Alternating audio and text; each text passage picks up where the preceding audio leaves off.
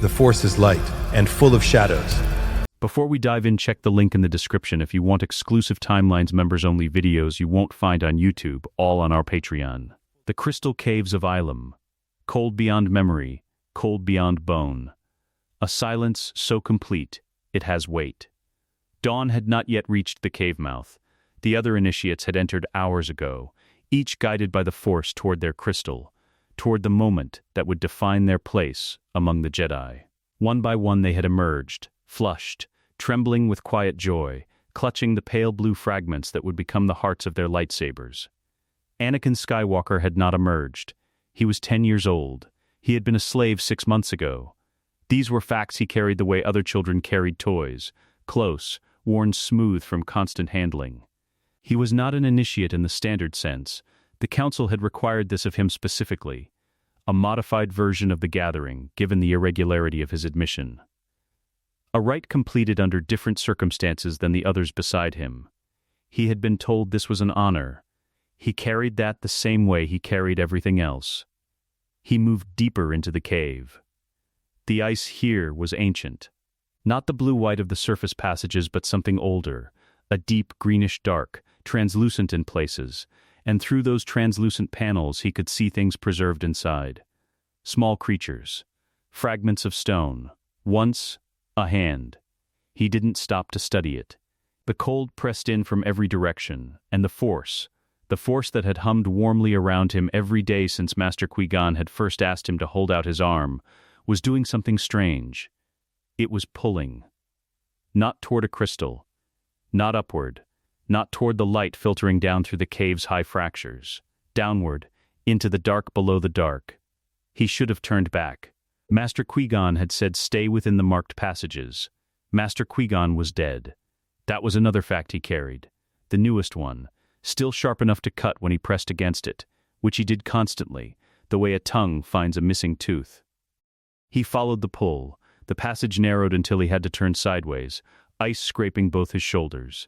His breath coming in short clouds that the dark swallowed immediately. Then it opened. The chamber was not large, perhaps 10 meters across, the ceiling low enough that he could have touched it if he jumped. The walls were smooth in a way that the upper caves were not carved, not worn by water, but smooth in the way that things are smooth when something hot has passed through them and left a memory of heat in the ice. The floor was flat. In the center of the floor, half buried in a shallow depression that had formed over what must have been centuries of meltwater, lay a box. Lead-lined, black, the size of a hatbox. Anakin stood at the threshold of the chamber for a long moment. The Force that had been pulling him here went very quiet. He crossed the floor, knelt. The cold from the ice seeped immediately through his leggings, numbing his knees, but he barely registered it. He was looking at the box.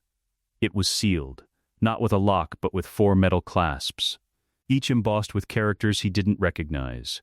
Not Arabesh, not any script from his limited education. Older than that, the curves of the letters too organic, too uneven, like the writing had been scratched by fingers rather than cut by tools. He should not open it. He opened it. The smell reached him first. Nothing, or rather the opposite of smell. A quality of air so empty of sensation that it registered as a kind of negative space in his sinuses, a cavity where scent should have been.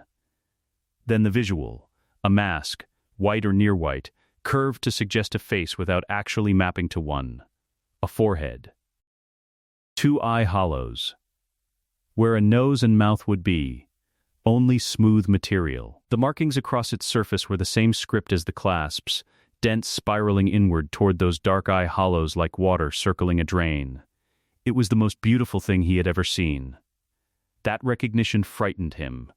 Dimly, the way a sound frightens you before you've identified what made it.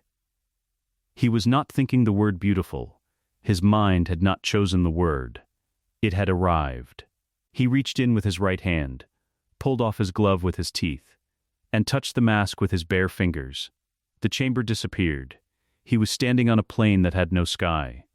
Or rather, it had a sky, but the sky was the same non-color as the ground, a gray so deep it was nearly tactile, a gray that pressed down rather than simply existing. There was wind, or the memory of wind, moving things that weren't there. And there was a presence. It did not have a shape. Shapes imply edges, and this had no edges. It was defined only by the space it occupied, the way a whole is defined by what surrounds it. He felt it become aware of him the way prey feels something become aware of it. Not sudden, not violent, just a quality of attention, vast and patient, and very, very hungry. It looked at him. Child, something said.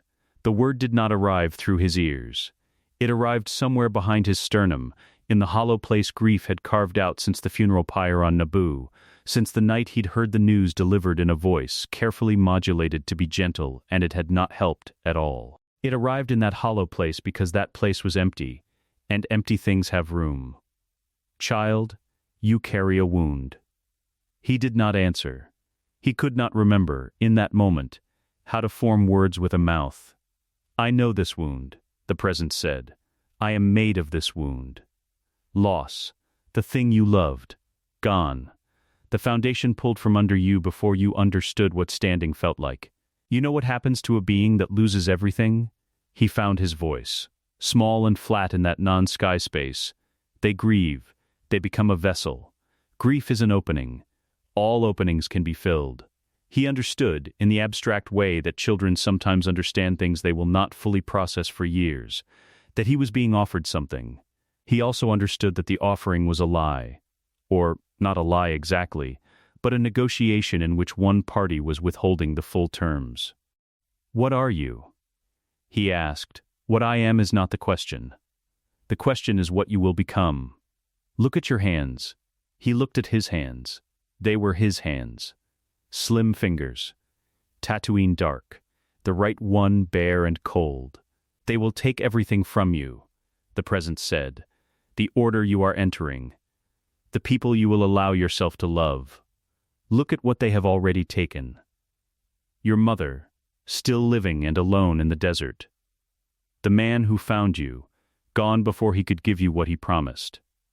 And the ones who remain, they will ration your grief. They will call it attachment. They will give you rules instead of roots and expect you to call it belonging. The hollow in his chest ached. I offer you one alternative. Not power, not safety, something rarer. Nothing you love will ever empty you again. He stood in the place without a sky for a very long time. Then the chamber came back. The low ceiling, the smooth walls, the box, open in front of him. The mask still in his hand, he was still holding it. Bare fingers against its surface, and he could feel his own pulse against it, and could not feel whether the mask had a pulse of its own, or whether what he was feeling was simply his own heartbeat made strange by silence. He put the mask back in the box. Closed the clasps. All four. Pressed each one down with a firmness that was almost ritual. He stood. Put his glove back on. Tucked the box under his arm. The force around him was still quiet, but it was a different quiet than before. Before, it had been the quiet of a cave. Now it was the quiet of a room with someone else in it, that specific, charged stillness that exists between two people who are both pretending not to notice each other. He walked back through the narrow passage. Sideways, shoulders scraping, the box held carefully against his ribs. He climbed back through the marked passages. He emerged into the cave mouth as the first pale light of Ilum's dawn cut across the ice fields, and Master Ki-Adi-Mundi was there, waiting, his expression sliding from relief to concern in the time it took Anakin to step into the light. We were beginning to worry, the master said. Did you find your crystal? Anakin's free hand opened and closed once at his side. In his other arm the box sat heavy and cold. Yes, he said. He had not found a crystal. He had found something older than crystals, older than the Jedi who valued them, older perhaps than the Force's ability to categorize what it had just introduced into the life of a 10-year-old boy, standing at the beginning of everything. He walked past Ki-Adi-Mundi into the morning. The box did not grow warmer against his ribs. It stayed exactly as cold as the cave had been, as cold as absence, as cold as the space between what you are and what hunger slowly intends to make you. He would find a crystal later, in the upper passages, chosen quickly and without ceremony. He would never speak of the box. Not yet. The Jedi Temple at night. The upper corridors empty, the training halls dark, the vast structure breathing with the slow rhythm of thousands of sleeping minds. Somewhere below, the city planet hummed its endless hum, speeders and commerce, and the mechanical heartbeat of civilization that never fully quieted. In a small room in the initiate dormitories, Anakin Skywalker was not sleeping. He lay on his back, arms at his sides, staring at the ceiling. The lead-lined box sat on the shelf above his bed, wedged between his spare robe and the battered kit bag he'd carried from Tatooine. He had wrapped it in the spare robe. He was not certain why. Not concealment, the wrapping was imperfect. One corner of black metal visible at the robe's edge. Not warmth. The box had not taken warmth from anything it touched since the cave. He thought, if he was honest with himself in the way that 10-year-olds occasionally managed to be, that he had wrapped it the way you might drape cloth over the cage of a bird you weren't certain was sleeping. Presence, the entity had called itself. He had decided, in the 3 weeks since Ilum, that this was not a name. It was a category. Like calling water wet, technically accurate, not remotely sufficient. He called it nothing. Naming it felt like an invitation. The corridor outside his room went quiet. The last of the older Padawans had passed 20 minutes ago. He sat up. His bare feet found the cold floor. He crossed to the shelf, unwrapped the box with the careful deliberateness he applied to everything now, and opened the 4 clasps in order: top left, top right, bottom left, bottom right. He had been doing this every night for 3 weeks. He had not touched the mask again with bare skin. He folded his hands in his lap and looked at it. The mask looked back. Nothing happened, nothing visible. But he had learned, was still learning, to read the texture of the silence around the box. Tonight the silence had a quality of attention, that specific charged stillness, more concentrated than usual. "You're awake," he said. Quietly, not a question. The response didn't come in words. It came as a sensation, the hollow beneath his sternum, the grief-carved space, compressing slightly, like a lung at the end of an exhale. An acknowledgement. "Yes, I'm not going to touch it," he said. "I want to be clear." The compression shifted. Not disagreement, something more like patience. The patience of geological formations. He looked at the mask for another moment, then closed the box and latched all 4 clasps. He had a training session with Master Obi-Wan in 6 hours. He needed to sleep. He did not sleep. The Form 3 sparring hall. Mid-morning, 3 months after Ilum, the room high-ceilinged and bright with artificial light, the floor marked with concentric circles that denoted engagement ranges. Master Obi-Wan Kenobi stood at the center circle, training saber loose in his hand, watching his Padawan. Anakin had grown. Not in height. In the 3 months since Ilum he'd gained perhaps a centimeter, but in the quality of his presence, which was different and more difficult to quantify. He moved through the warm-up kata with a fluency that hadn't been there before. Something in the relationship between thought and body clarified, as though someone had tuned an instrument by removing something that had been rattling inside it. Obi-Wan frowned. He had been frowning since Ilum, and he was aware of this. And he considered self-awareness sufficient management of the problem.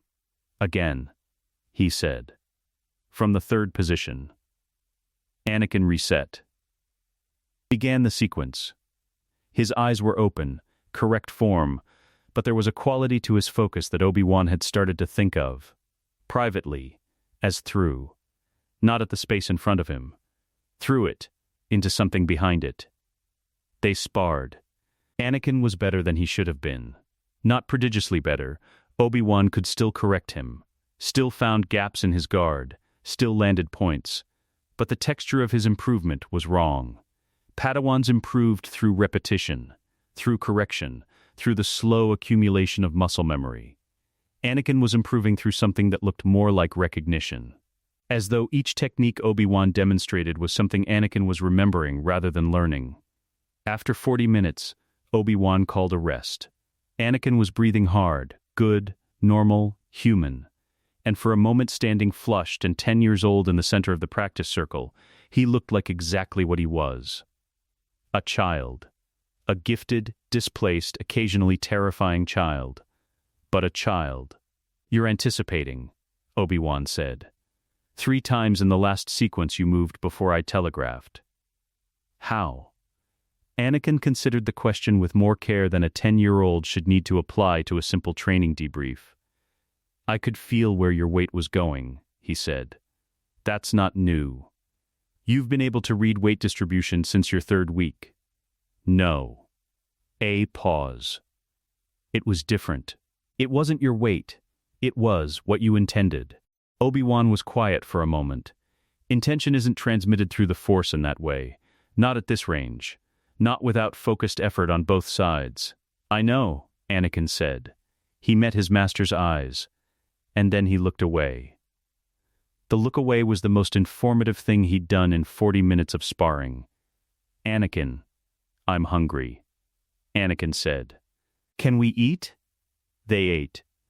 Obi-Wan filed the exchange away in the part of his mind reserved for things he intended to return to, alongside the night on Ilum, when it took Anakin 4 hours to find his crystal, and the robe-wrapped object on his shelf he had not explained, and the way the temple cats avoided his dormitory corridor now. 6 months after Ilum. The lower market district of Coruscant. An off-curriculum excursion. Master Obi-Wan had business with a temple supplier near the Cocoa district, and Anakin had been permitted to walk the lower market stalls while he waited. The market was loud. 40 species doing commerce at volume, the air thick with cooking smells and machine exhaust, and the particular social pressure of 1,000 people moving in a space designed for 500. Anakin walked through it with his hands in his sleeves. He had not touched anything with bare skin in 6 months. Not a surface, not a railing, not another person. He wore gloves indoors now, thin ones, liners, acceptable within Jedi dress code. He wore them because the one time, 2 months after Ilum, that he had shaken a temple dignitary's bare hand, he had felt. He did not finish that thought. He was practiced at not finishing it. A woman selling dried fruit reached out and touched his arm to get his attention. Through the robe, through the glove liner she couldn't have known was there, 2 layers of cloth. He felt it anyway. Not her hand. Her. The sensation was brief. Less than a second. Contact broken immediately. But in that second he felt something draw toward him from the direction of her touch. Some quality of her that the hollow space in his chest briefly, involuntarily reached for. Like a current finding the lowest point in the ground. Like gravity. She smiled, held out a sample of dried melorun. He shook his head and stepped back. She didn't notice anything. She had already turned to the next customer, alive and whole and entirely unaware of what had nearly, he was across the market. Pressing his back against a column. He was breathing through his teeth in a controlled, deliberate rhythm. 4 counts in, 4 counts out. A technique Master Obi-Wan had taught him for managing fear. It had not been appetite. He told himself this. It had been reflex, some new sensitivity, some artifact of Ilum crossing wires with a chance contact. Nothing more. He had not wanted to drain her. He had not wanted anything. It had simply moved. The hunger, autonomous and calm, the way a plant moves toward light. No malice. That was the part that sat wrong. It had felt completely, utterly natural. As simple as breathing. He stood with his back against the column for a long time, until the 4-count breath had done its work, until his hands had stopped shaking inside the gloves. In his dormitory, 4 kilometers above him, in a lead-lined box on a shelf. Warmth. For the first time since Ilum, a faint trace of warmth inside the box. Not temperature, not heat that a sensor would register. A quality of warmth. Satisfaction. Brief gone, in a moment. But it had been there. The entity, patient as stone, deep in the hollow space grief had carved. Waited. It had just learned something important about the shape of its new home. The hunger could move on its own. The Jedi Temple Training Annex. 1 year after Ilum. The combat simulation chamber, a room the size of a small hangar. Its walls lined with emitter arrays that could project terrain, obstacles, atmospheric conditions. Today it projected nothing. Bare walls, bare floor, 8 initiates in a loose circle, and at the center, a training remote hovering at chest height. Master Yoda stood at the room's edge. Watching, the exercise was standard. Combat sensitivity, force awareness. Each initiate taking a turn at the center while the remote tracked and targeted. Score was kept by hits received, not given. The remote could not be destroyed, only endured and anticipated. Anakin went last. The other initiates had done well. A girl named Sola had taken 2 hits and smiled through both. A boy named Creche had taken 4 and cried, quietly, which was permitted. The remote was calibrated for their level, fast enough to require force sense but slow enough that a genuinely gifted student could anticipate most of its arcs. Anakin stepped into the center circle and the remote immediately went still, not powered down. Still, the way animals go still. The emitter that controlled it was functioning. Master Yoda could see the operation light, green and steady. But the remote hung in the air without motion, its targeting sensor pointing at Anakin's chest, and it did not fire. 10 seconds. 15, curious, Master Yoda said quietly, to no one. Anakin looked at the remote with his head tilted slightly. He reached out with one hand, slowly. Not a command, an inquiry, and the remote drifted sideways, away from him, as though the space he occupied had a gradient to it that the remote's gyroscopic stabilizers were registering and compensating against. Then it fired. Once, at his left shoulder, a half-powered test burst that he deflected without seeming to decide to. His hand was simply there, and the bolt was not. The remote fired again. He caught that one too. And the next. His eyes were not tracking the remote, which was the thing that Master Yoda noted and did not yet write in his report. Anakin's eyes were fixed on a point approximately 2 meters behind the remote, and he was catching bolts with the certainty of someone reading from a text rather than reacting to an event. After 90 seconds, Master Yoda called the exercise. Anakin stepped out of the circle. 0 hits. He didn't look pleased. He looked tired in a way that had nothing to do with the exercise. "Walk with me," Master Yoda said. The temple's east garden. Stone paths between low, carefully tended shrubs. The air warmer than the training halls. A long Coruscant afternoon, painting everything amber. They walked slowly. Yoda's stick found the path in a rhythm. Tap, step, step, unhurried, stronger in the force you have become, Yoda said. Since Ilum. Anakin kept his eyes on the path. I've been working hard. Work, yes, but work alone does not explain what happened to the training remote today. A pause. 2 taps of the stick. It was afraid of you, Yoda said. Droids do not fear. And yet, Anakin said nothing. Found your crystal late, you did, Yoda continued, in the tone he used when he was not asking a question but constructing a space for one to be answered. Hours later than the others. When you emerged, different you seemed to me. I said nothing. Watched instead. Another tap. Almost a year of watching. And? Anakin said. And a question I have. Yoda stopped walking. His ears were forward, his ancient eyes on Anakin's face without warmth or coldness, just attention, complete and still. On Ilum. In the caves. Did you find only the crystal? The garden held the question. Anakin met Yoda's eyes for 3 seconds. Then he looked at the path. Yes, he said. The word left his mouth clean and whole. He was already learning, had been learning, without recognizing the curriculum that the entity's influence on him included a capacity for stillness he had not possessed before. Before Ilum, he had been a boy made of visible seams, every emotion telegraphed, every hesitation readable. The stillness was closing those seams. He was not certain, sometimes, whether the stillness was him. Yoda looked at him for a long moment. He said. They walked on. The amber light deepened. A small bird landed on the path ahead of them, and then left immediately, without apparent reason, its wings loud and the garden quiet. Yoda watched it go and did not remark on it. 14 months after Ilum. The Padawan common room, late evening. A handful of older students occupied the low chairs, two playing Dejaric, one reading, one asleep against the window. The city lights of Coruscant formed a geometry below, endlessly rearranging. Anakin sat in the corner with a datapad he was not reading. Across the room, a Padawan named Ferris Olin set down his own datapad and looked at him.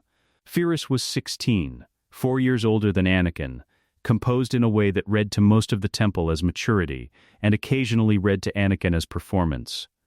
He was the kind of student who excelled by caring visibly about excellence, who made his own discipline into a social object. "You were in the simulation chamber today," Ferris said. "Not hostile. Conversational. Precise." "Yes," Anakin said. "I heard about the remote." A pause that wanted to be diplomatic. "People are talking about it. People can do that." Ferris studied him with the particular expression of someone deciding whether to be direct. He chose direct. "What did you do to it?" "Nothing." The emitter logs showed full functionality. It wasn't a malfunction. Another pause. "I've run that exercise 40 times. The remote has never. It's not programmed to hesitate." Anakin set his datapad down. He looked at Ferris with the new stillness, and he watched Ferris register it, a slight stiffening, brief and involuntary, the adjustment a person makes when the social register of an interaction shifts without explanation. "Maybe it was a malfunction," Anakin said. Ferris held his gaze for a moment. Then he looked back at his own datapad. Across the common room, the Dejaric players had gone quiet. Not because of anything said, no confrontation had occurred, no voice had been raised. They had simply, gradually, over the last 3 minutes, lost interest in their game, and were now sitting in a loose, unfocused stillness, not looking at anything in particular. Anakin noticed. The hollow in his chest had a quality of fullness to it. Minor, like the difference between a breath held and a breath let go. He had not chosen this. He had not wanted it. But the entity that lived in the space grief had made was feeding on something.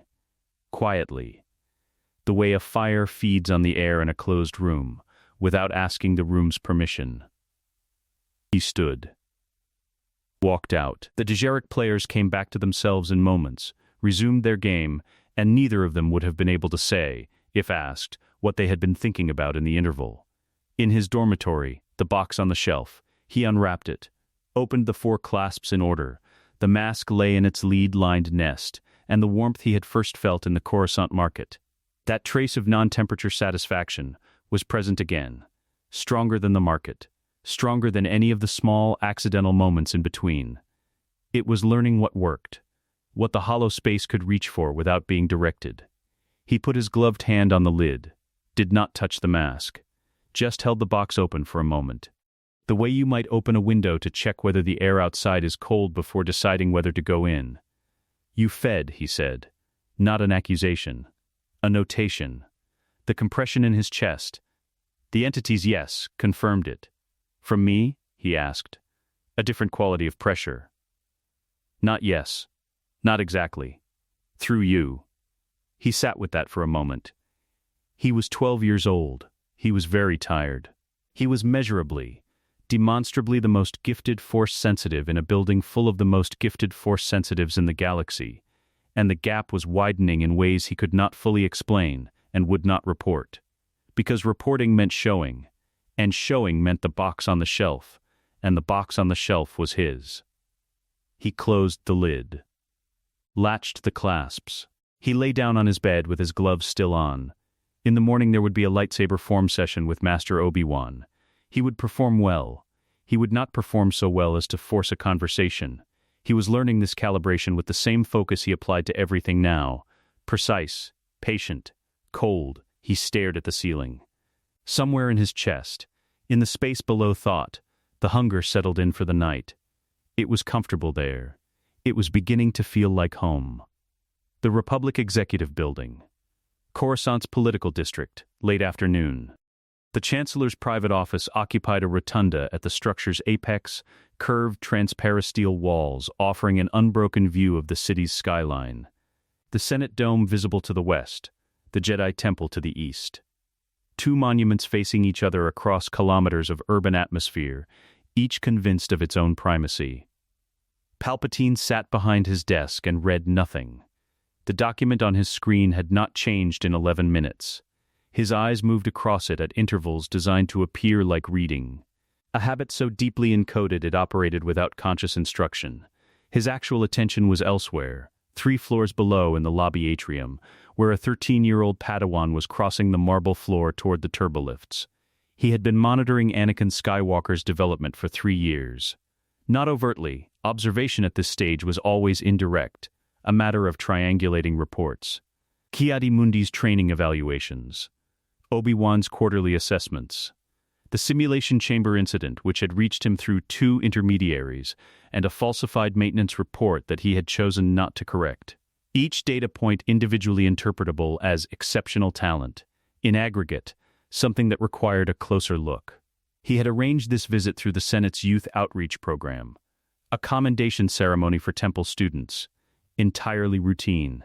He had attended 14 of them.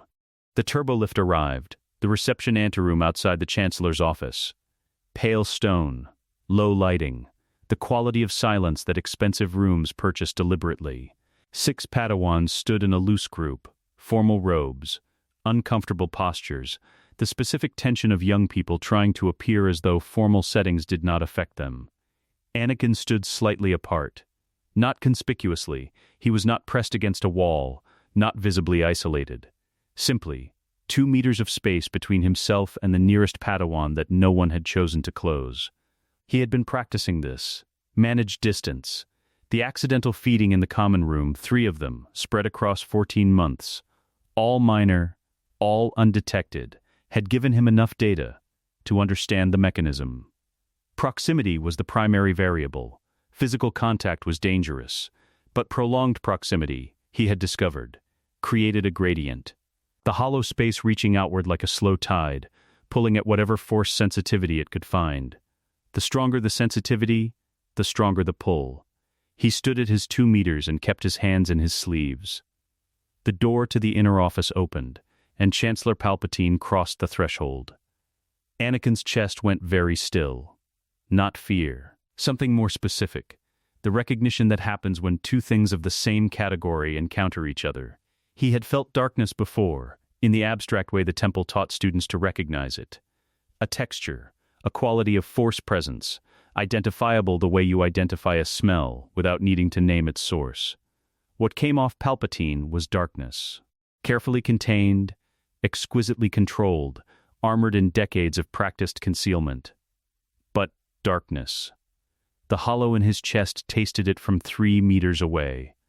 The hunger moved before he could stop it, a single involuntary reach, like a reflex, toward the concentrated dark side energy emanating from the man in the elaborate robes. He shut it down. 2 counted breaths. The technique. It withdrew. But it had moved, and he felt the effort of recalling it the way you feel a muscle you'd forgotten existed. Palpatine was speaking. The commendation address, warm and practiced, the specific cadence of public affection that had nothing to do with actual warmth. Anakin watched his face and listened with the part of his attention he had learned to reserve for observation and heard. Beneath the cadence, the absolute precision of a mind that was never not calculating. He smiled when the other Padawans smiled. Inclined his head when his name was mentioned. He was learning, had been learning for 3 years that the best concealment was not invisibility, but unremarkability. The address concluded. The Chancellor moved along the line of students, the personal greeting portion. And when he reached Anakin, he extended his hand. Glove. Anakin was wearing a glove. Standard dress gloves for formal occasions, within code. He took the offered hand. Through the glove, the contact registered.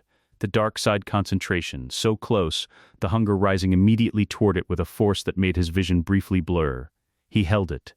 He held the handshake for exactly the correct duration and released it. And the hunger snapped back and he was fine. He was perfectly fine. He was smiling. Young Skywalker, Palpatine said, his eyes on Anakin's face. The reports of your progress are remarkable. "Thank you, Chancellor," Anakin said.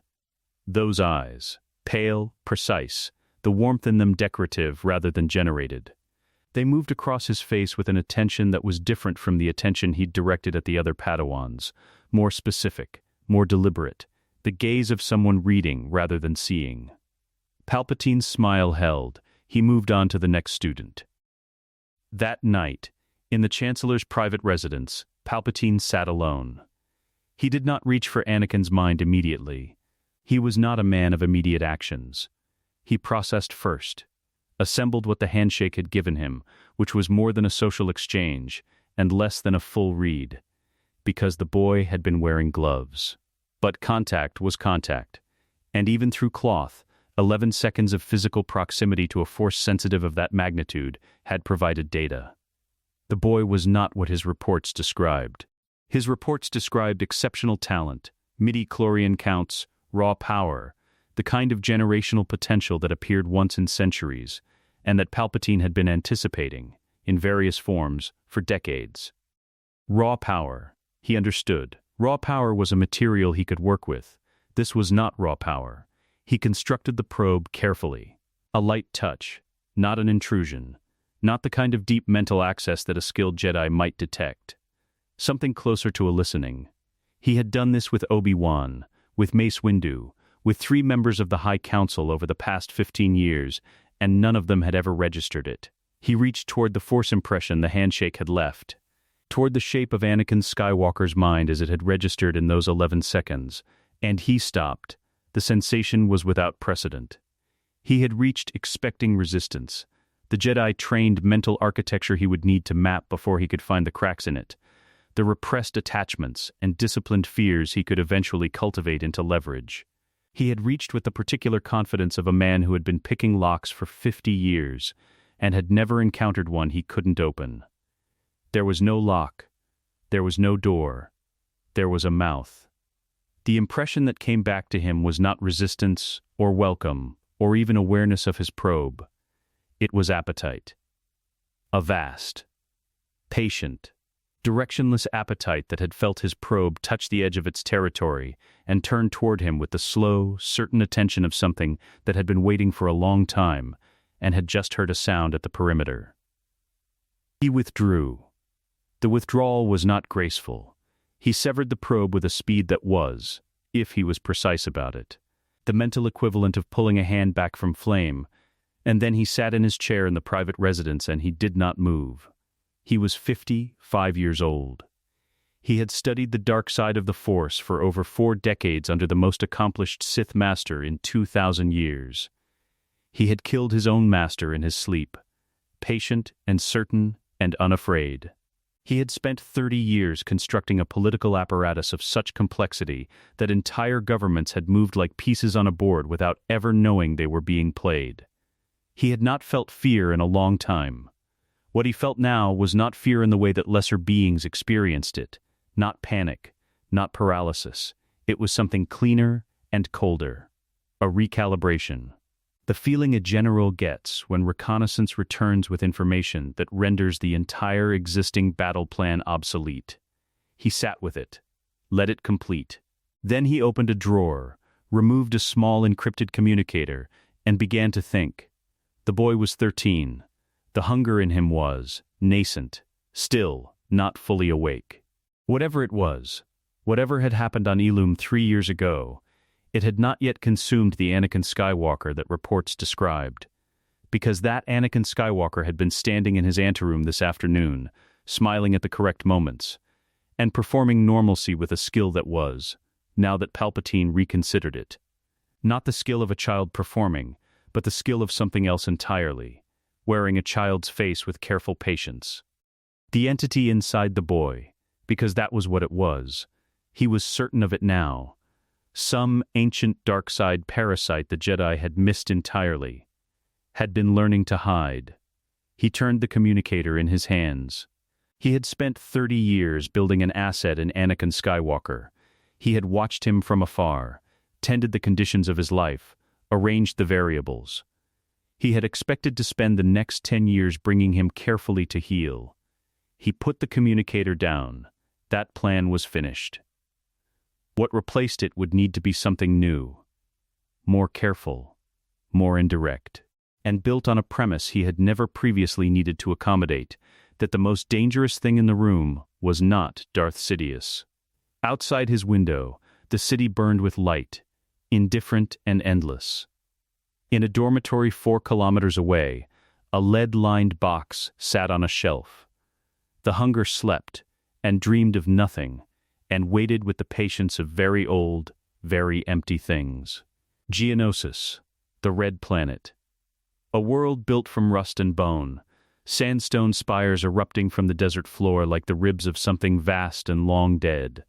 The sky a permanent bruised ochre that turned everything beneath it the color of old wounds.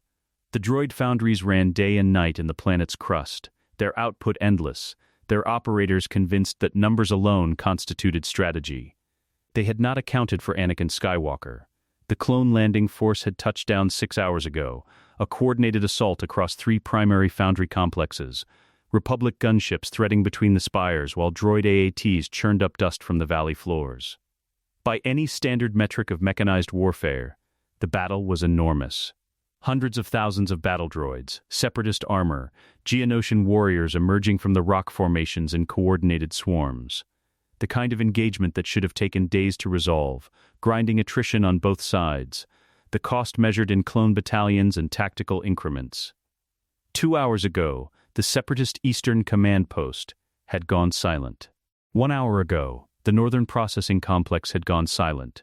40 minutes ago, 3 droid battalions had simply stopped moving, not destroyed, not jammed, simply standing in formation without updated orders, their tactical command hierarchy severed at the source. Obi-Wan Kenobi stood on the ridge overlooking the Central Valley and watched the battle reorganize itself around an absence. He had lost visual on Anakin 40 minutes ago. This was not unusual in large-scale engagements, but the circumstances of losing him were. They had been moving through the secondary tunnel complex beneath the Eastern Foundry, Obi-Wan covering the rear of a clone squad, Anakin 30 meters ahead doing something that had stopped being explicable through standard force combat categories approximately 3 months ago. Then, a junction. 2 tunnels. A decision made without consultation. Anakin had gone left. Left was not the objective. Obi-Wan had followed the clone squad right toward the objective, telling himself the boy was 15 and capable and had a comlink. The comlink had not answered in 40 minutes. Now he stood on the ridge and watched the eastern droid formations going inert in sequence, from north to south, and the pattern of it, systematic, spreading outward from a moving point like a wave from a dropped stone, told him exactly where his Padawan was. He climbed down the ridge and went left. The command bunker was a Geonosian construction, low ceilings, organic architecture. The walls curved inward in a way that always made humans feel the structure was slowly closing around them. Anakin stood at the bunker's center. There were 11 Geonosian tactical officers. There had been 11. They were seated at their consoles now, or slumped against walls, or folded at the floor, all of them alive. Obi-Wan would later confirm. All of them breathing. All of them with pulses that read as normal on a medical scanner. They were completely, utterly empty. Not unconscious. Unconsciousness has a quality of interrupted presence, the sense that a person is still there, temporarily unreachable. These were different. Looking at them was like looking at furniture. Something had been in each of them that was no longer in each of them, and what remained held human shape without human content. Anakin stood with his back to the entrance. His lightsaber was clipped to his belt, unlit, his hands were at his sides, his gloves were off. The lead-lined box was nowhere visible, but Obi-Wan had long stopped expecting it to be. "Anakin," he said. A pause. Then, in an entirely normal voice, "The command chain is severed. Every droid battalion that ran through this node is offline. I can see that." Obi-Wan kept his voice calibrated. Even. He was very good at even. What happened to the Geonosians? Anakin turned. His face was fine, composed, 15 years old, still slight, the Clone Wars dust of the tunnels on his robe. His eyes were the thing. They had been changing for 2 years. A quality of depth that had no clinical name, something that made conversations with him feel asymmetrical in ways Obi-Wan couldn't specify precisely. They resisted, Anakin said. I couldn't hold them physically and access the tactical arrays simultaneously. I needed them. Manageable. Manageable, Obi-Wan repeated. They're alive. I'm aware. I'm asking what you did. A beat. The quality of pause that Obi-Wan had learned to read as the entity's silence rather than Anakin's. Not the hesitation of someone choosing words, but the stillness of something that had considered multiple responses and selected the most navigable one. Force persuasion, Anakin said. Sustained, it drained them. This was a lie. Obi-Wan did not know the full shape of what it concealed, but he knew the texture of it, the way Anakin's half-truths were structured from accurate components, assembled to point in the wrong direction. Force persuasion, sustained, both true. Neither sufficient. He looked at the 11 Geonosians and decided, as he had been deciding for 2 years with increasing frequency, that the battlefield was not the place for this conversation. Come, he said. The central complex needs us. The central arena. The beating heart of Geonosis, a coliseum built for execution as spectacle, sand floor churned to red-brown mud by the day's fighting, the tiered seating still holding the structural remnants of the chaos that had erupted hours before. Republic clones held the perimeter. Medics moved through the arena floor treating the wounded. Count Dooku had escaped. This was the intelligence report delivered to Master Windu as Obi-Wan and Anakin crossed the arena, and Obi-Wan watched Anakin receive the news. Nothing. No frustration. No the one that got away expression. Just a slight adjustment in focus. A recalibration. He filed it. Master Mace Windu stood with 2 senior clone commanders, reviewing tactical overlays. He looked up as they approached. His gaze moved from Obi-Wan to Anakin, and stayed there. The Eastern Command Post, Windu said. Not a question. Secured, Anakin said. I have 11 Geonosian officers who need medical evacuation and can't tell me their own names. They'll recover. A pause. Probably, Windu's eyes did not move from Anakin's face. He had the kind of gaze that operated as a tool, a quality of observation that most Jedi Masters spent decades cultivating, that read people the way a scanner reads structural integrity, looking for the hairline fractures that preceded collapse. He had been applying it to Anakin for months. Walk with me, he said. They walked the arena's perimeter.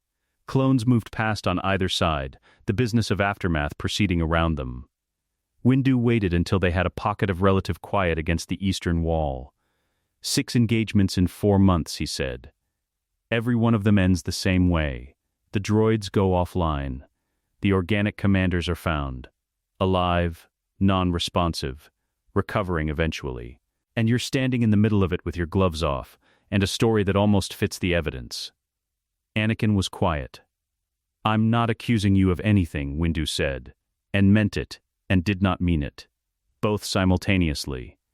I'm telling you what the after-action reports show. I'm telling you that 3 senior field commanders have asked me, privately, whether Anakin Skywalker is practicing techniques that are inconsistent with the Jedi Code. What do you think? Anakin asked. The question was direct, and the directness of it was calculated, and Windu recognized the calculation and respected it slightly. I think, Windu said slowly, that you are winning this war faster than it should be possible to win it. I think the Republic is celebrating. I think the Chancellor is requesting your assignment to a third front. A pause. And I think Obi-Wan Kenobi hasn't slept properly in 4 months. Anakin said nothing. Whatever you are doing, Windu said, it is working. For now, it is working, and the Council is not blind to that. But the Council is also not blind. He let that settle. Do you understand the distinction I'm making? Yes, Anakin said. Windu looked at him for a long moment. The arena sun was going down, the ochre sky deepening toward something darker, and in the changing light Anakin's face did something subtle, a shift at the edges. Something Windu's perception caught and could not categorize, like seeing a reflection move a half-second after the thing that cast it. He let it go, filed it, added it to a growing internal document he had not yet decided what to do with. Get some rest, he said. Third front briefing at dawn. He walked back toward the command station. Behind him, Anakin stood in the shadow of the arena wall, hands still ungloved, looking at nothing. In his chest, below thought, the hollow space was full. Not satisfied, it was never satisfied. He understood that now, satisfaction was a destination hunger didn't have. But full in the way that a tide is full at its highest point, momentarily, before the pull of something larger begins to draw it back. He put his gloves on. The stars came out over Geonosis, cold and indifferent, and the foundries below kept running. And somewhere in the dark Count Dooku was already sending a transmission he did not yet know would be his last. Christophsis, a crystal world, the planet's surface a dense growth of enormous geometric formations. Blue-white mineral towers rising hundreds of meters from the bedrock, their facets catching and fracturing the system's sun into prismatic sprawl across the battlefield below. Beautiful in the way that things are beautiful when they have no interest in being observed. The 501st had been pinned here for 6 days. Separatist armor occupied the crystal formations on the northern ridge, spider droids and AATs using the mineral towers as cover, their firing lines perfect. The Republic advance stalled at the central plaza, while casualty counts climbed in increments that the clone commanders reported in the flat, precise language of men trained to treat numbers as information rather than grief. General Skywalker had arrived 4 hours ago. He had not yet drawn his lightsaber. Captain Rex found him at the forward observation post, a natural ledge formed by a collapsed crystal formation, the shattered facets creating a low barrier that gave a clear sightline across the plaza to the northern ridge. Anakin was crouching at the ledge's edge, unarmored except for his robes, eating a ration bar with the distracted efficiency of someone fueling a machine. "General," Rex said, "our push at 1400 hours was repelled." "We lost, I know what you lost," Anakin said, not unkind. Just finished with the sentence before it ended. "How many organic commanders in those formations?" Rex consulted his datapad. 17 identified tactical officers. 4 separatist generals coordinating from the central tower, that crystal spire at bearing 270, approximately 400 meters back from the ridgeline. Anakin looked at bearing 270. His head tilted at the slight angle Rex had learned to recognize as him doing something that was not looking. 400 meters, Anakin said. "The approach is completely exposed. Any assault on the tower would. I'm not assaulting the tower." He stood, rolled the ration wrapper, tucked it in his robe. "Pull the forward squads back to the secondary line. General, if we pull back, the droids will advance." "Yes." He turned to look at Rex directly, and Rex met his eyes and then did not meet his eyes, which was a thing that had been happening with increasing frequency among the 501st, the tendency to find reasons to look at a slightly different point than Anakin's face. "When the droids advance, the organic officers will move forward to the ridge to direct them. I need them at the ridge." Rex processed this. "And then?" Anakin looked back at the northern ridge. "Pull the squads back," he said. Rex pulled the squads back. What happened next was in the after-action report, written by Rex in the careful, drained language of someone describing something they witnessed and cannot fully account for. At 1620 hours, General Skywalker advanced alone across the central plaza toward the northern ridge. No clone support. No air cover. He was in the open for approximately 90 seconds. Separatist forces did not fire. The droids that had advanced into the plaza stopped moving at the 1200 mark and did not resume. At 1638, all organic tactical command had been.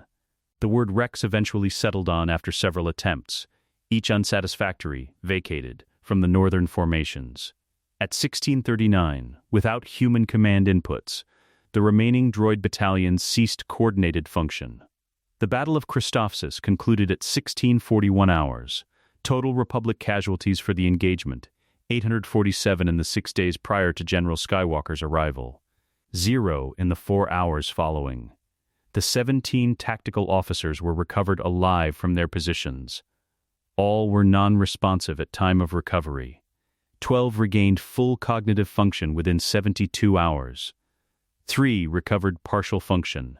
2 did not recover. Note: this report has been flagged for Jedi Council review, per standing Order 7 Alpha.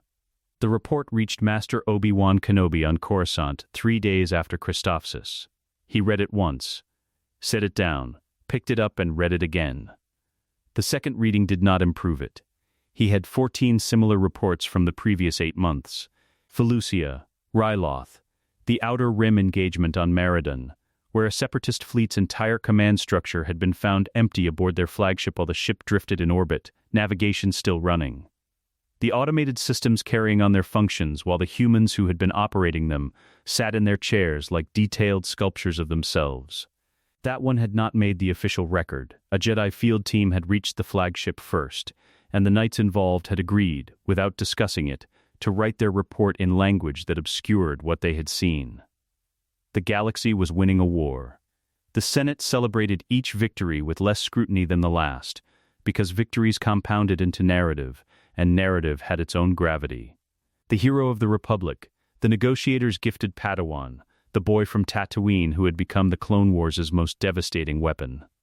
The story was too useful to interrogate. Obi-Wan set the Christophsis report in a drawer with the others, and sat for a long time with his hands flat on his desk. He was 36 years old. He had been Anakin's master for 6 years. He had loved this boy. Loved him with the specific, exhausting love of someone who had accepted responsibility for another person's becoming, who had made that becoming their life's primary project, who had watched the project shift beneath their hands into something they no longer fully recognized.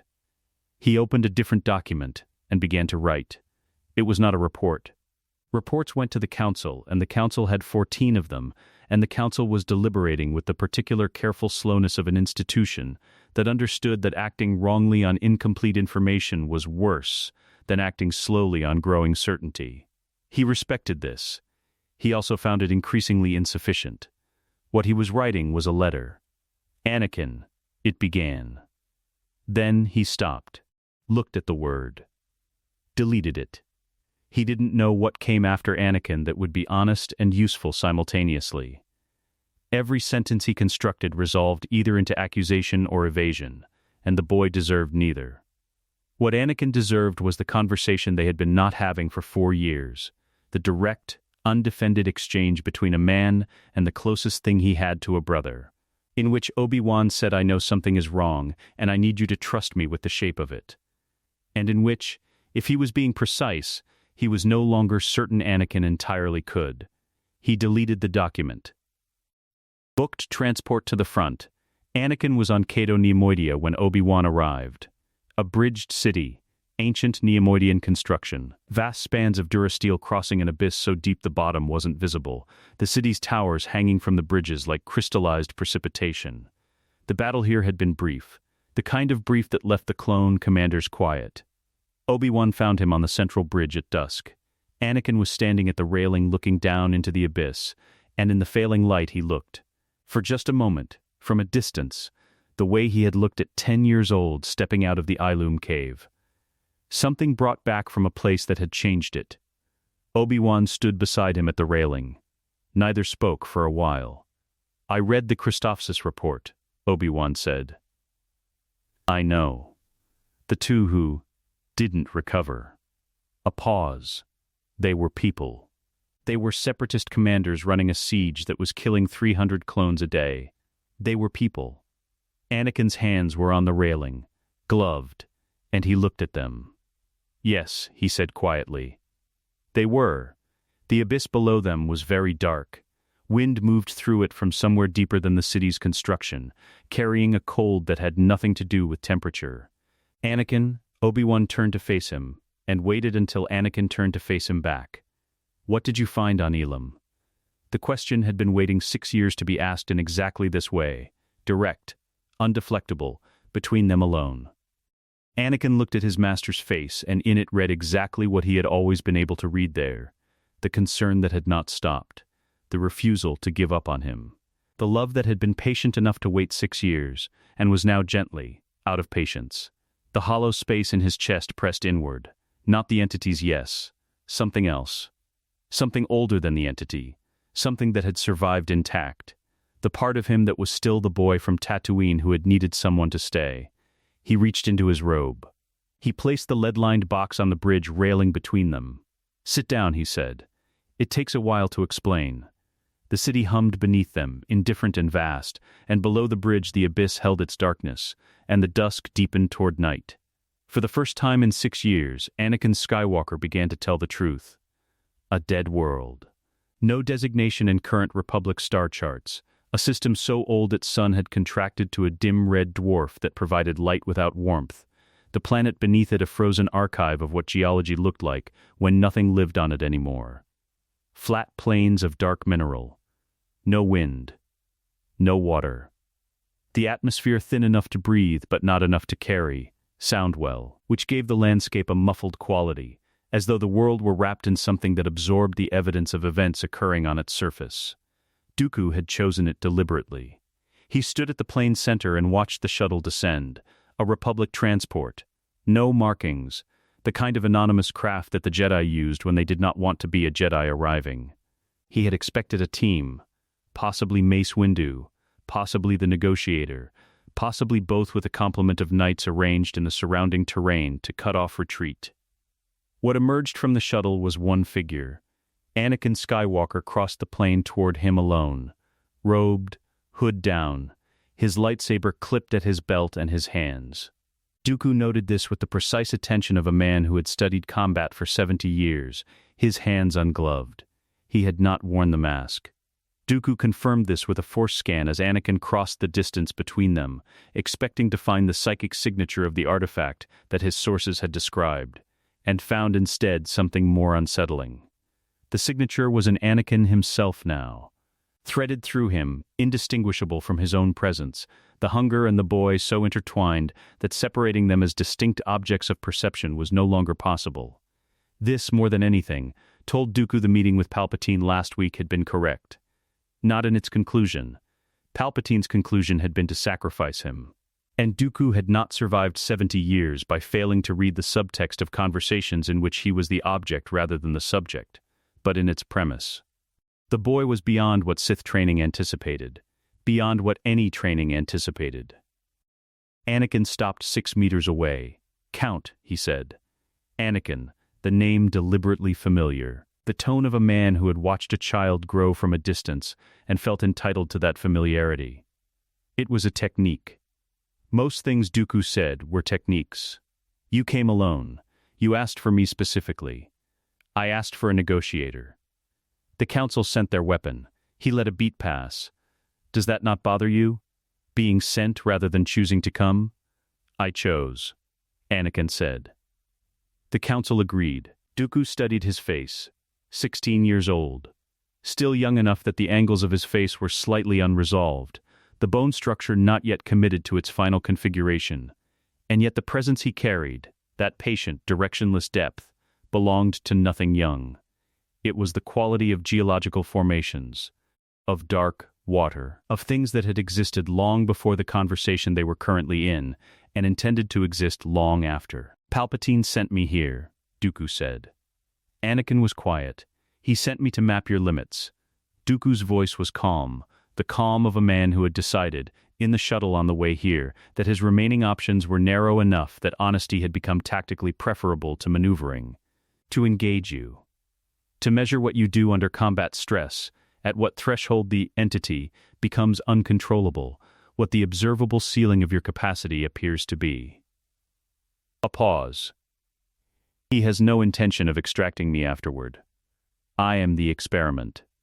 The wind that wasn't quite enough to be wind moved across the plain between them. I know, Anakin said. Dooku accepted this. Then we understand each other.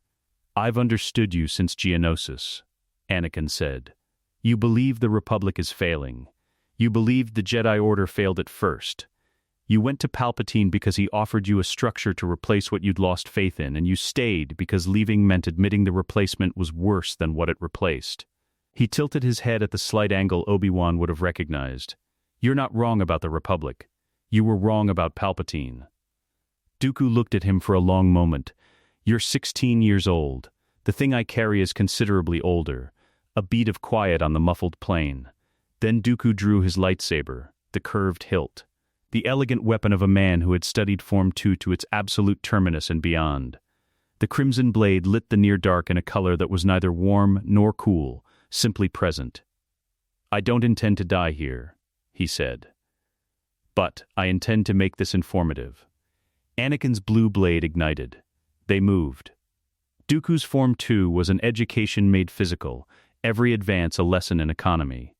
Every retreat a controlled expenditure, the saber moving in lines so precise they looked theoretical.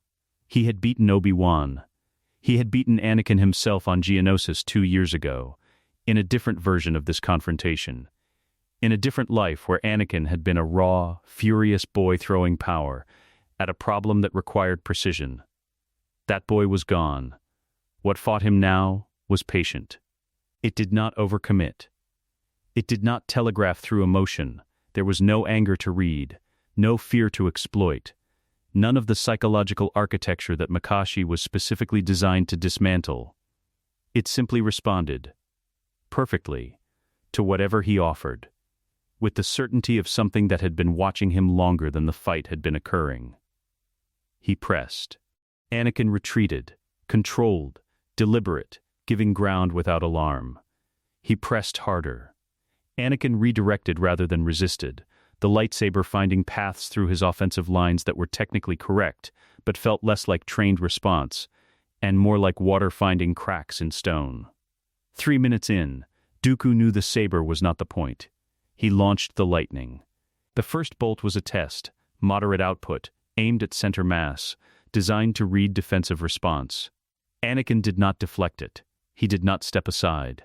He lifted his right hand and the lightning bent. Mid-arc, at peak velocity, it curved toward his bare palm and made contact, and he absorbed it. The visible evidence was striking. The lightning's blue-white color shifted as it entered him, briefly cycling through a sickly violet before disappearing entirely, and the only physical sign that he had received a significant electrical discharge was his eyes closing for half a second. When they opened, they were the same. Dooku launched the second bolt at full capacity. The same. The lightning reached for Anakin with the entirety of his dark side output behind it, the concentrated force energy of a Sith Lord who had trained for decades, and it struck and bent and curved and entered him, and the hollow space received it with the same patient, total acceptance of a system returning to equilibrium. Dooku lowered his hand. He was breathing harder than the physical exertion warranted. The force energy expenditure of 2 full-capacity lightning bolts was significant. Not crippling, not yet, but he could feel the reserves, and they were less than they had been. And the boy across from him showed no indicator of accumulation. No strain, no evidence that receiving the equivalent of 2 significant force attacks had done anything except make him incrementally more present. Enough, Dooku said quietly. Anakin extinguished his saber. They stood on the plain in the dim red light. Dooku felt old, not in the way of exhaustion, but in the way of reckoning. The specific age that arrives when evidence becomes undeniable. There was a time, Dooku said, when I believed the Jedi Order was the last best institution in a collapsing republic. I left because I lost faith in it. He looked at Anakin. I am beginning to think I was asking the wrong institution to save something that institutions cannot save. Anakin said nothing. Will you kill me? Dooku asked. Straightforward. The question of a man who had stopped negotiating with the answer. Anakin looked at him for a long time. The hollow in his chest was present, pressing outward. The lightning Dooku had given him still resonating in whatever architecture received it. Vast and concentrated dark side energy from a legitimate Sith Lord cycling slowly into the deep reserve. He could drain him. The capacity was present, fully, and Dooku's force energy was dense, decades of cultivation. The hunger recognized it with the attention of something identifying a significant meal, and it would be easy. It would be the simplest thing, to simply reach and let the hollow do what hollows do. No, Anakin said. He clipped his saber to his belt. Surrender to the Council.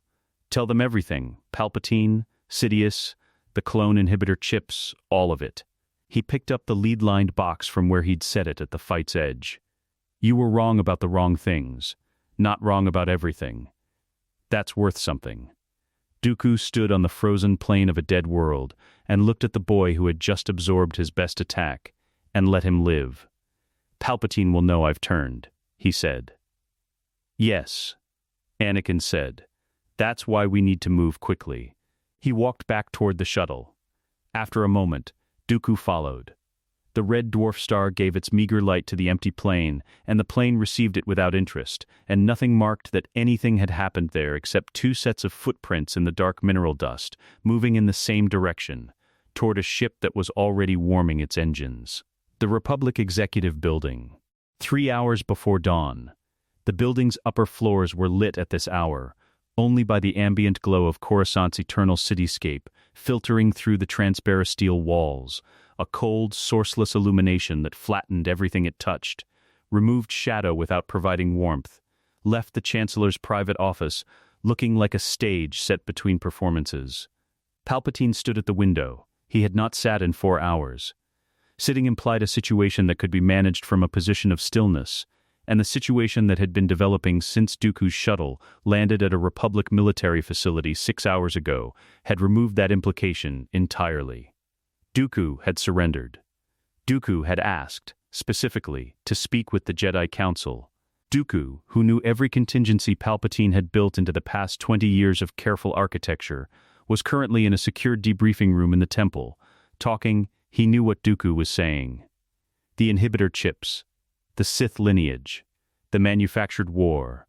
50 years of patient construction being disassembled in a single conversation by a man who had decided that a dignified capitulation was preferable to whatever Anakin Skywalker had offered him on a dead world, in a system that didn't appear on Republic charts.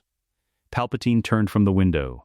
He crossed to his desk, opened the lowest drawer, physical lock, no electronic record of access, and removed a small device, matte black, no markings.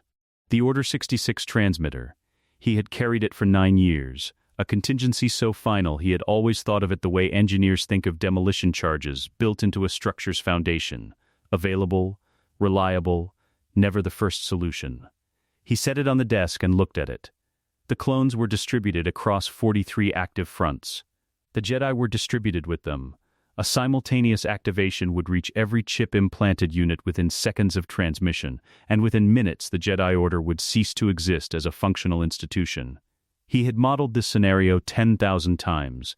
He knew the casualty projections, the political cover narratives, the transitional authority framework.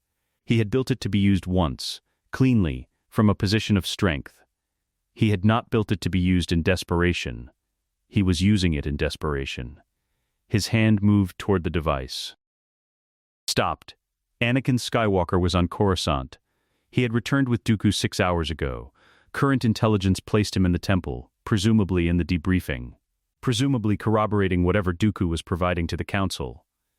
The temple's internal surveillance gave Palpatine limited coverage, enough to confirm presence, not enough to track movement within the building's inner levels. Which meant he did not know, with certainty, where Anakin was right now. He reached for the transmitter again. Because the mathematics were still functional, the clones would activate, the Jedi would be overwhelmed, and Anakin was one being, however anomalous, against an army with a kill order. Numbers operated on everything. He had spent his entire career trusting numbers. The problem was Christophsis. He had read the actual report. Not Rex's sanitized version, but the raw sensor logs his intelligence apparatus had extracted from the clone command network. He had read what the numbers looked like when Anakin walked through them. 847 casualties in 6 days. And then 0. And the droid formations standing in the crystal formations like decorative objects.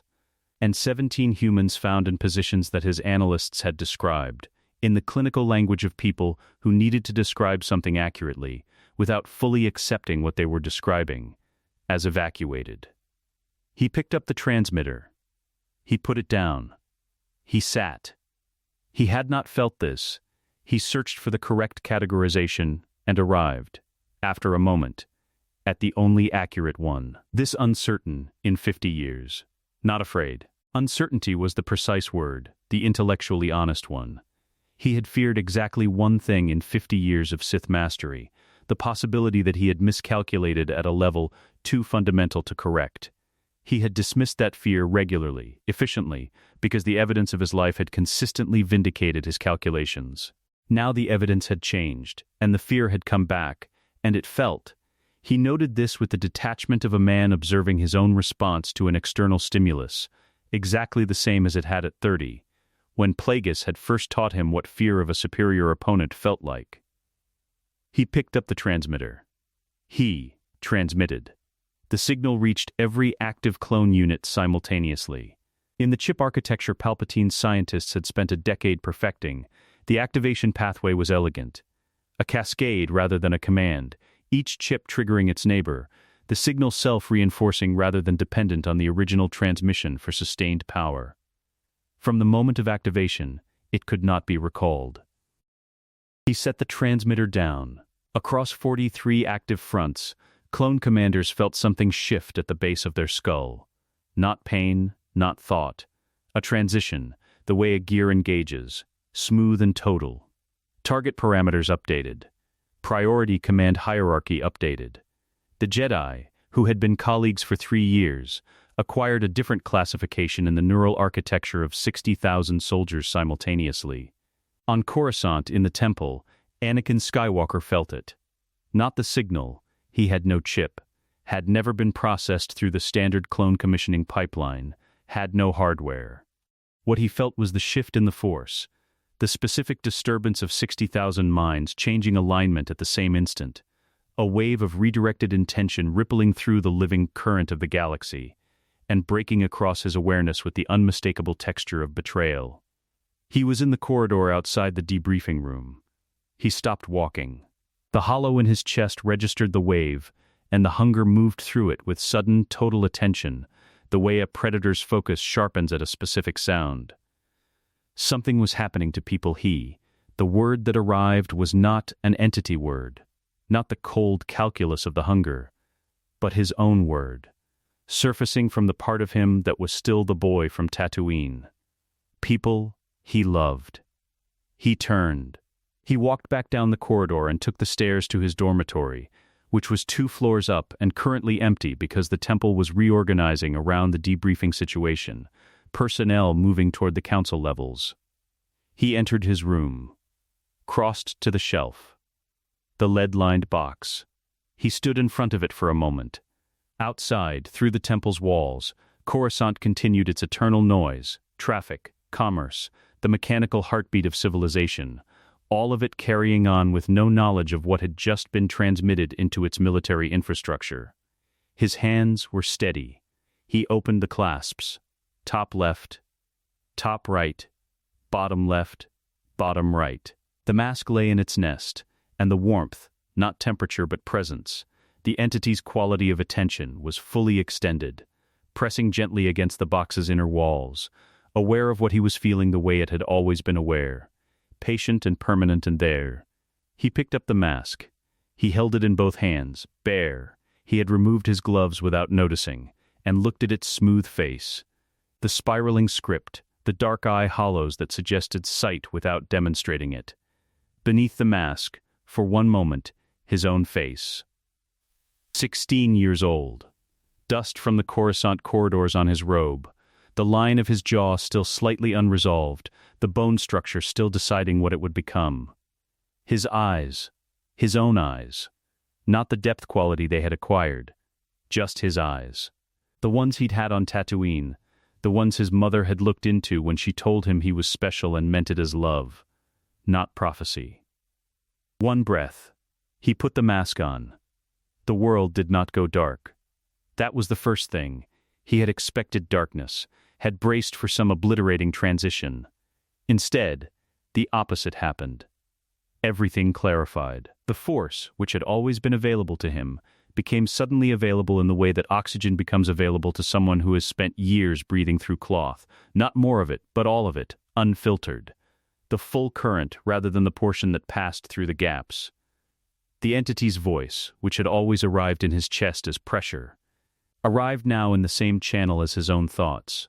We are aligned, it said, and the voice was his voice and not his voice, both simultaneously the way a chord is multiple notes and a single sound.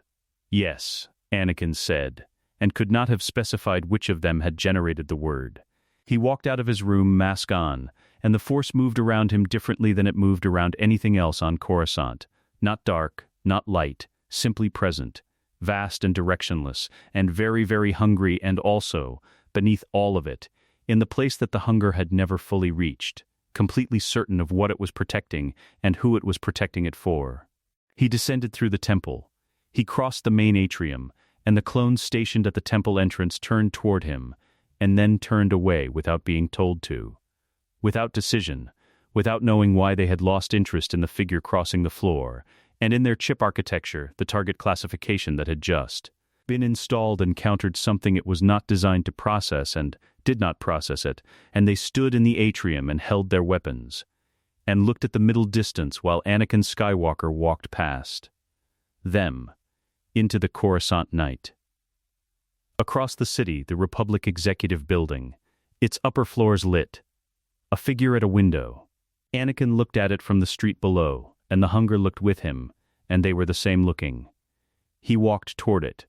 The doors blew open before he reached them. The Chancellor's office. The rotunda at the apex of the Republic Executive Building, the curved transparent steel walls, the Senate Dome to the west, the Jedi Temple to the east. The city's endless light pressing in from every direction. The room designed to feel like the center of everything, the point from which all lines of power radiated outward. Palpatine stood behind his desk. He had heard the doors. The building's security system had registered the entry, not a breach exactly, because breaches implied resistance. And what the sensor logs would later show was not a forced entry, but an absence of obstacle, every security measure between the ground floor and the rotunda simply not engaging, as though the building had decided, at a structural level, not to involve itself. He had been expecting this. He had transmitted the order knowing it might produce this. He had told himself, standing at the window 4 hours ago, that the transmitter was the correct move, even accounting for the possibility of this exact outcome, because the alternative, inaction while Dooku talked and the Council mobilized, was worse. He believed this. He also understood, with the cold clarity that had served him for 50 years, that belief and accuracy were not the same thing. The mask was the first thing he saw. White, nearly featureless, the spiraling script catching the ambient city light in a way that made it seem to move. He had read everything his intelligence apparatus had assembled on Nihilus in the months since the Ilum connection became clear. Fragmentary Legends-era records, archaeological notes from the deep archive. 3 separate Sith holocrons that referenced the Lord of Hunger in the careful language of beings who did not want to think about him at length. He knew what the mask represented. He knew what wearing it fully meant. He had known, and he had transmitted anyway. Anakin, he said. The figure across the room was still. The quality of stillness that the mask produced was different from the stillness Anakin had always carried. That had been the stillness of something choosing not to move. This was the stillness of something that had no need to. You sent the order, Anakin said. The voice was his voice, and carried something beneath it, a resonance and a register below normal speech. As though a second voice were producing the same words in a frequency slightly offset from the first. I did what the situation required, Palpatine said. People I care about are dying. People you care about were always going to be leverage. That is the nature of attachment. I taught you that, in our conversations. Or tried to. He moved from behind the desk, not toward Anakin, laterally, the instinctive repositioning of a man who needed the room to be his terrain. The Jedi taught you the same thing. In their way. Attachment leads to suffering. The only disagreement between us was always what to do about it. Stop talking like you're still teaching me something. Force of habit. A pause. Decades of it. He dropped the persona. Not all at once, Palpatine never did anything all at once, but incrementally the public warmth draining out of his posture, his voice, his face, until what stood at the edge of the desk was Darth Sidious, and the transition was, as it always was, when Anakin had glimpsed it in fragments over the years.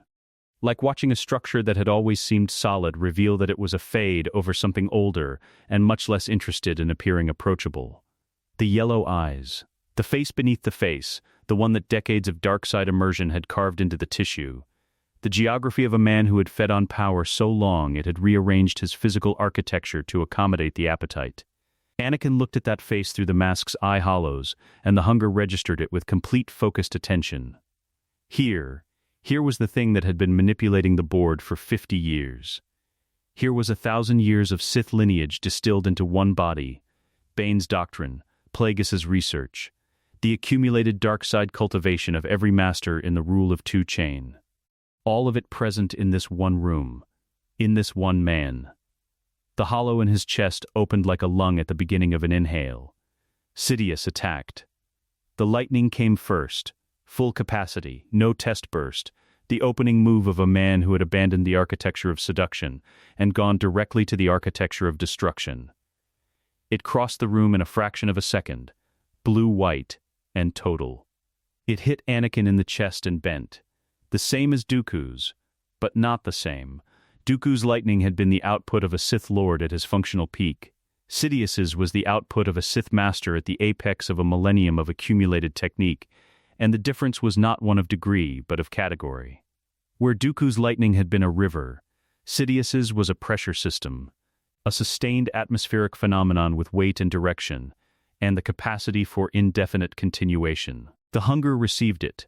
The violet shift happened as the lightning made contact, the color cycling through its frequency change as the dark side energy inverted its trajectory, no longer moving from Sidious toward Anakin, but from Sidious into Anakin.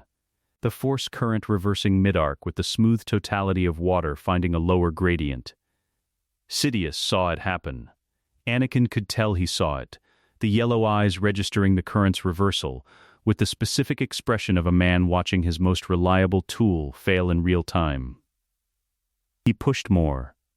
The output increased, Sidious driving more power into the lightning, the dark side energy expanding, filling the room with a light that had no warmth in it, the transparasteel walls holding the reflected glow until the rotunda looked like the inside of something burning. The Senate dome across the city, the temple to the east, both visible through the walls, the city doing what cities do, indifferent, all of it going into Anakin, all of it received. Sidious cut the lightning. The room went dark by comparison. Both of them stood in the ambient city glow, and the quality of Sidious's presence had changed. Diminished was not the word exactly, but there was less of him than there had been 60 seconds ago. A measurable reduction in the force density his body projected.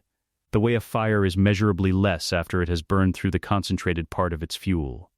He launched the next attack without transition, telekinetic, a wave compression that stripped the furniture from the floor and drove it toward Anakin in a mass of debris. Anakin's hand came up, and the debris stopped, hung, reversed, and he set it down on the floor in a loose arrangement because the hunger had no interest in the furniture. Sidious moved. Faster than a man of his apparent age should move, the dark side supplementing the physical, decades of combat sorcery making the body an extension of force, will rather than a limitation on it. He crossed the room with a lightsaber in each hand, twin crimson blades, attacking with the controlled ferocity of someone who understood that extended engagement was no longer an option, and that close quarters was the only remaining variable he hadn't tested. Anakin's blue blade met both crimson ones. The saber exchange was brief, not because either of them lacked technique, but because Sidious was fighting to create an opening, and Anakin was not fighting at all. He was simply present, the mask's eye hollows tracking the crimson blades with the certainty of something that had already accounted for every possible arc before the fight began. 3 exchanges. 4. On the 5th, Anakin caught both of Sidious's wrists, bare hands, no lightsaber, just grip, and held. Sidious went still. The contact, through the mask, through both bare palms with 60 seconds of received force lightning already cycling through the hollow architecture of his chest. The contact with Darth Sidious was something Anakin had no previous calibration for. Not the shallow current of a Geonosian officer, not the Sith-trained reservoir of a count. This was the accumulation of 1,000-year lineage, the dark side cultivation of every master in the chain, Bane's doctrine encoded in the Force signature, Plagueis's forbidden research present as a texture, generations of chosen darkness preserved and compounded and housed in one body that was now, both hands gripped, connected to the hollow space in Anakin Skywalker's chest. The hunger knew exactly what it was holding, Sidious felt it begin and said nothing. He had time to say something. The drain was not instantaneous. It was not meant to be. The entity was thorough in the way that very old appetites are thorough, and he chose not to speak. Anakin had expected more defiance. What he saw instead, as the drain progressed, was something he had not anticipated and would not forget. Beneath the yellow eyes, beneath the centuries of accumulated performance, beneath Darth Sidious and the Sith doctrine and the manufactured warmth of Sheev Palpatine's public mask, a flash of the man that had existed before all of it. Brief, a second, possibly less.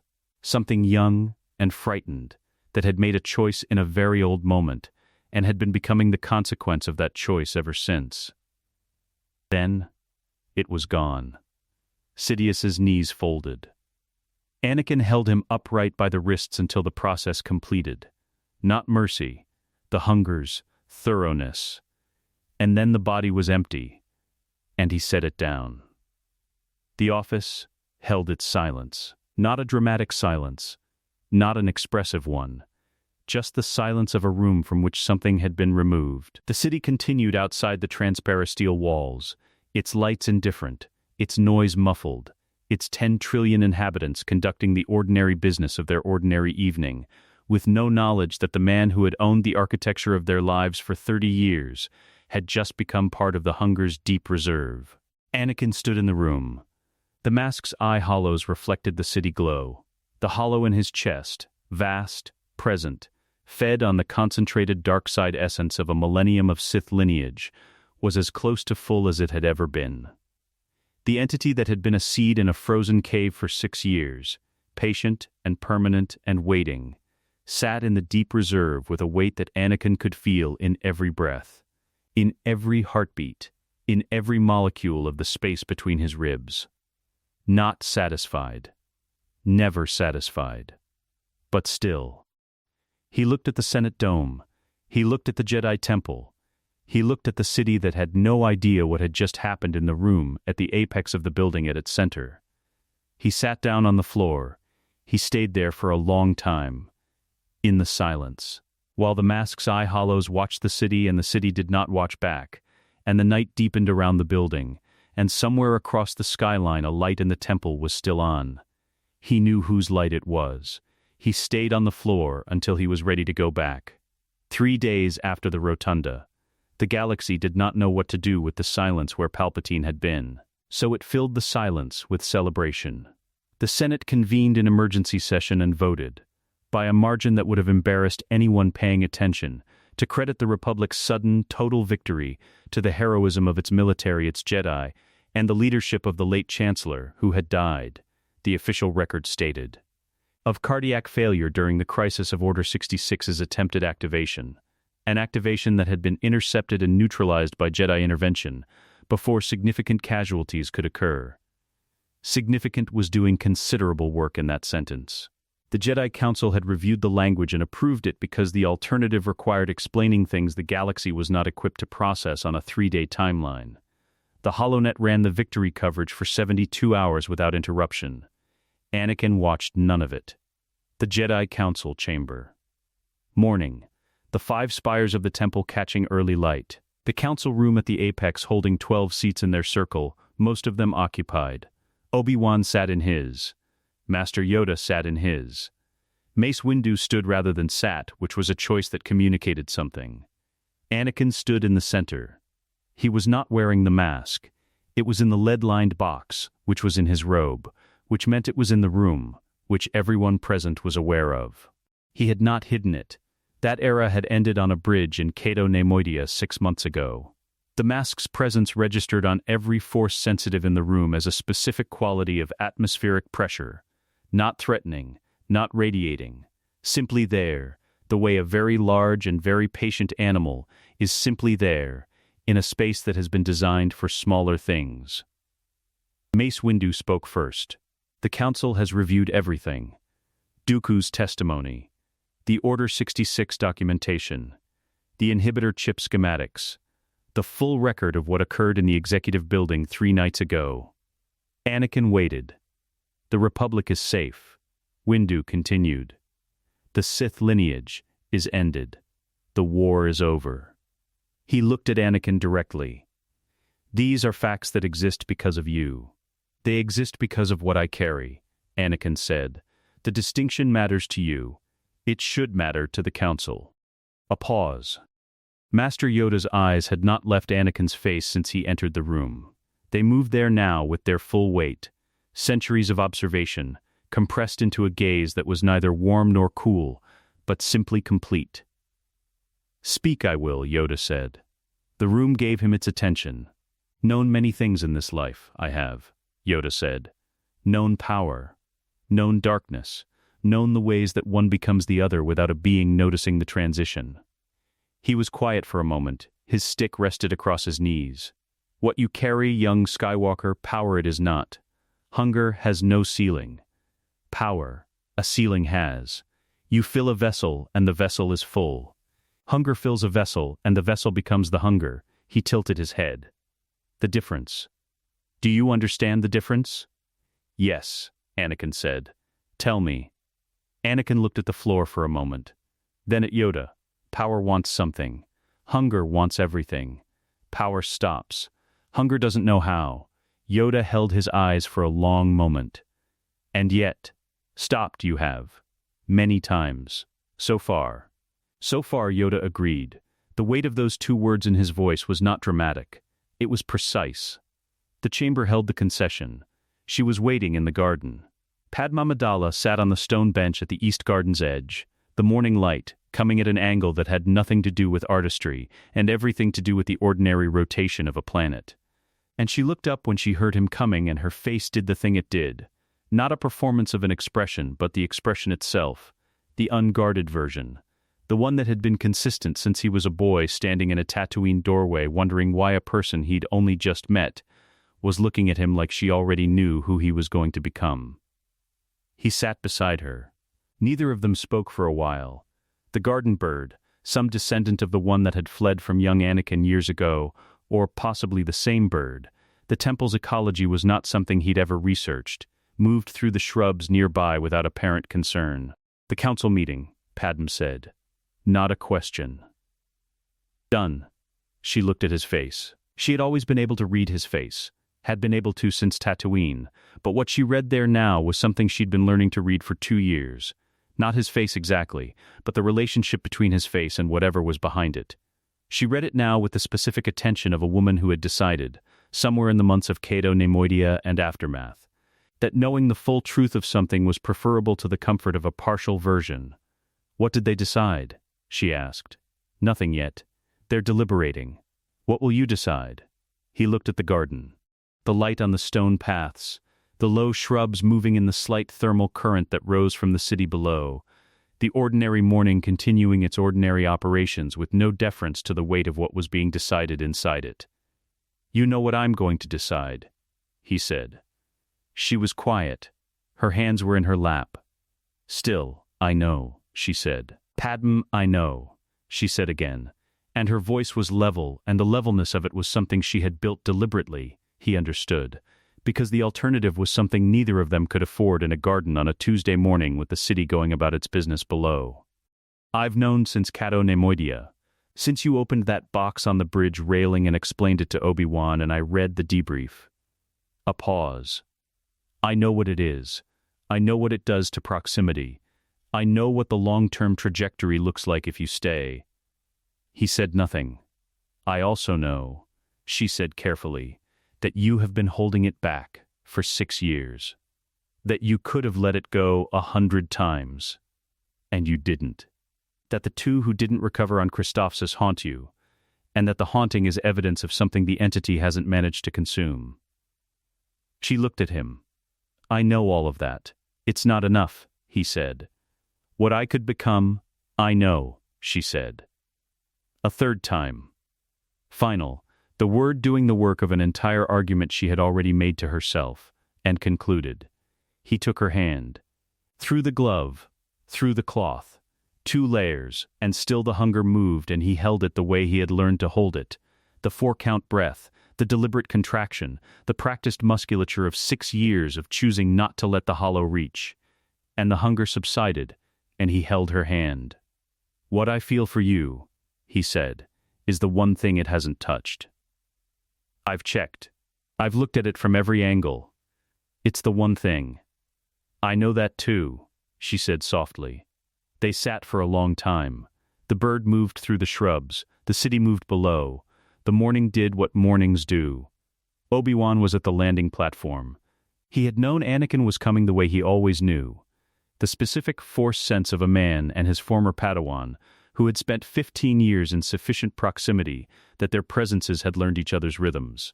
He stood at the platform's edge with his arms folded and his expression arranged in the configuration that Anakin had always read as "I have opinions about this that I am choosing not to inflict on you." Anakin stopped beside him. The ship was fueled. A small craft, long range, the kind designed for extended solo travel in regions where supply and resupply were not guaranteed. He had chosen it himself. The unknown regions were unknown for reasons that involved both geography and the fact that most of what lived in them did not want to be found. He intended to be found by none of it. "You could stay," Obi-Wan said. "The Council would develop a containment. The Council would spend 50 years developing a containment protocol, and I would spend 50 years testing its edges." He looked at his master. "We both know that." Obi-Wan said nothing. "I'm not being defeated," Anakin said. "I want you to understand that." "This isn't." He stopped. "Found the honest version. I'm choosing what I protect, and I'm choosing how. The entity wants proximity. I'm removing proximity. It wants population. I'm removing population." He looked at the ship. "It's the one thing I can do to it that it can't undo." Obi-Wan looked at him for a long time, 16 years old. Still slightly unresolved at the edges, still becoming whatever the bones had been deciding to become. The boy from Tatooine, and the thing from the cave and the space where they had learned to occupy the same body without either of them fully winning. He put a hand on Anakin's shoulder. Through the robe. He held it there. "May the Force be with you," he said. The words exactly themselves, no elaboration, because elaboration would have required him to be steadier than he was. Anakin put his own hand briefly over Obi-Wan's. Then he picked up his kit bag and walked to the ship. The craft cleared Coruscant's atmosphere at dawn and the planet fell away beneath it. City lights still visible on the night side, the Terminator line moving across the surface, the Senate dome and the temple spires, and 10 trillion lives conducting their ordinary existence in the ordinary light. Anakin set the heading for the unknown regions. He reached into his robe and took out the lead-lined box. Opened the 4 clasps, lifted the mask, set the box on the co-pilot seat. He put the mask on. The Force opened fully. The deep reserve, vast with 6 years of accumulation, the 1,000-year Sith lineage cycling in its depths, Dooku's lightning, and 100 separatist officers, and the concentrated darkness of Darth Sidious. All of it present. All of it held. The entity's voice arrived in his own register, shared and inseparable. And it said nothing, because it had no need to. They were aligned. They had been aligned since the Rotunda. He watched the galaxy shrink in the rear display. The Senate dome. Gone. The temple. Gone. Coruscant itself. City light visible even from orbit. The whole blazing civilization of it. Going, he turned from the rear display and looked at the stars ahead, the unknown regions. Dark and unmapped and vast, the space where charts ran out and became the phrase "here there be nothing," which was not accurate, but was accurate enough that most beings respected it. He flew toward it. The mask's eye hollows caught the starlight. In the deep reserve, the hunger moved with the slow, permanent patience of very old things. Not satisfied, never satisfied, but held, contained, aimed at the dark where no one lived, where no one would be diminished, where the appetite could exist without cost to the people it had not consumed. Somewhere behind him, growing smaller with every second, a light in the temple was still on. He did not look back. He flew on into the dark, the last lord of hunger, the first man to carry that title who had chosen the void over the feast, watching the galaxy from the outside, holding the line against his own worst nature for the people he had loved, for as long as love and hunger and the practiced discipline of a lifetime could hold the line together. The stars did not move for him. Stars move for nothing. He moved through them anyway, and the mask watched, and the dark received him, and he did not stop. Let us know what you'd like to see next. The end.